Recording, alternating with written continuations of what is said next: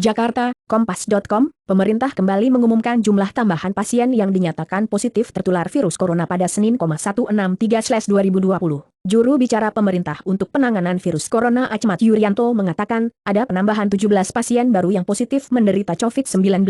Berdasarkan data yang kita periksa hari ini hingga tadi siang dari spesimen yang kita terima sejak kemarin sore hingga siang tadi, ada penambahan kasus sebanyak 17 confirmed positif, ujar Yuri dalam konferensi pers di Jakarta, Senin. Bakal juga, merilis fatwa terkait ibadah saat wabah corona, ini isi lengkapnya secara rinci. Yuri mengungkapkan ke-17 pasien masing-masing berasal dari DKI Jakarta, 14 pasien, Jawa Barat, 1 pasien, Banten, 1 pasien, dan Jawa Tengah, 1 pasien. 8 pasien sembuh. Yuri melanjutkan, dari 134 pasien penderita COVID-19 itu, 8 pasien telah dinyatakan sembuh. Adapun 3 pasien pertama yang dinyatakan sembuh adalah pasien kasus 6, kasus 14, dan kasus 19. Kemudian, 2 pasien COVID-19 kembali dinyatakan sembuh. 2 pasien tersebut merupakan pasien kasus 1 dan kasus 3, terbaru, pada Sabtu, 143/2020, sore. Yuri menyebutkan ada 3 lagi pasien yang sembuh. Tapi, dia tidak menyebutkan pasien kasus nomor berapa. Bakal juga, dampak virus corona, pemusatan latihan timnas U19 ditunda. Yuri mengatakan, pasien yang sembuh itu tak lagi mengalami keluhan fisik, seperti demam, batuk, atau gangguan pernapasan. Dia memastikan, tim medis telah memeriksa spesimen pasien sebanyak 2 kali dan tes di laboratorium menunjukkan negatif COVID-19.